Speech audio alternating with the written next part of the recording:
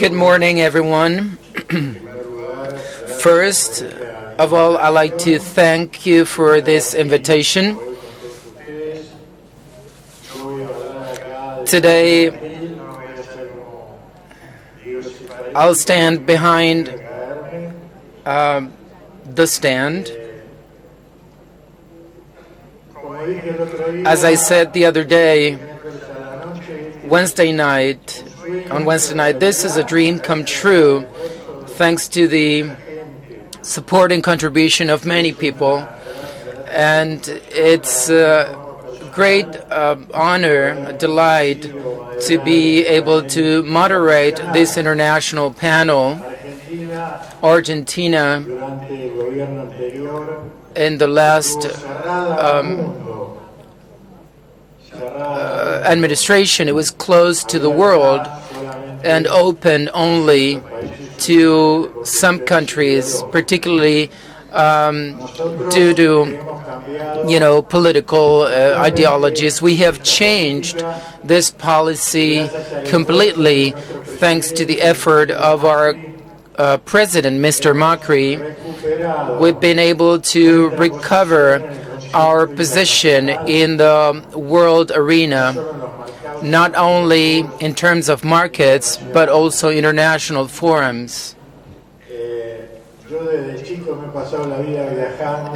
I've been traveling since I was a child, and I believe we always have to be open to the world. That's why the motto of this Congress is Argentina to the world towards Argentina, is what I believe must be true, to be in contact with other cultures. And our panel today, such an excellent panel, representatives from Algeria, Egypt, and Tunisia, countries which I had the honor to visit. They speak Arabian, French, English, and the ambassador of Egypt speaks Spanish very well. So it's a multilingual panel. The effort made by your government to go back to the world, to return to the world and open markets, specifically wheat. We had the honor to open the wheat market in Mexico. Today, we're happy to have the president of the Milling Chamber of Mexico, José Luis Fuente, with us. I'd like to discuss a little about Northern Africa, Maghreb plus Egypt. This is the total surface of Argentina compared to the total surface of Northern Africa, the agricultural area, number of people. It's 22 million people market, and 45% of these population living in rural areas. Our trade balance with Northern Africa is positive. It declined a little last year due to the droughts and the losses of 30 million tons that affected us deeply. 99.3% of our exports to Northern Africa are agro-industrial products. And these involve corn, soybean flour, wheat, soybean oil, and skim milk or powder milk. And based on the World Bank figures, the continent that will increase the population the most up to 2050 in terms of will be Africa.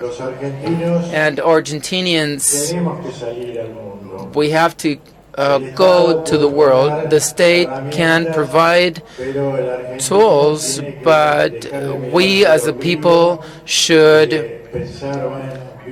stop thinking in domestic terms or local terms and begin to think globally. And Africa and Asia are the targets. We tend to think that we should go to Europe or Latin American countries. It's kind of hard for us to think in terms of Africa and Asia.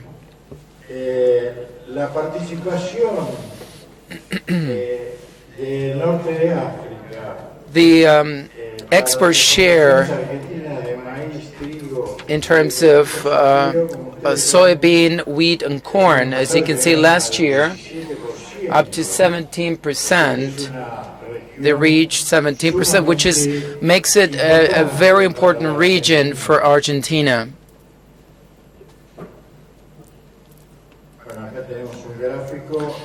This chart shows wheat bread imports, how they've been increasing to these northern African countries due to the shift in policies.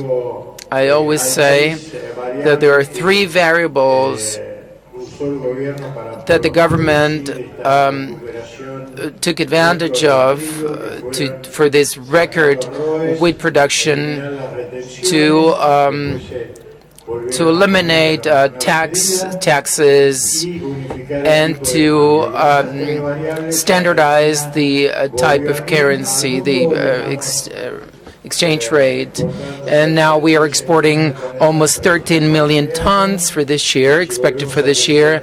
And if we grow next year, if we continue growing next year, we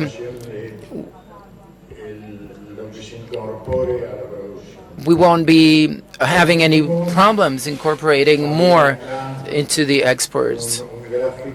This other chart shows Argentine exports of wheat to the north of Africa and what they account for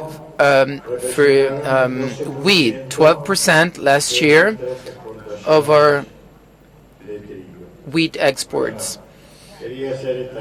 I just wanted to make this brief introduction just to have an outlook or just to have an idea of Maghreb, and Egypt is the first importer of bread wheat. And again, thank you for this invitation, for inviting us to be here. Now I'll give the floor to the Argentinian representative, Mr. Farouk Aoun.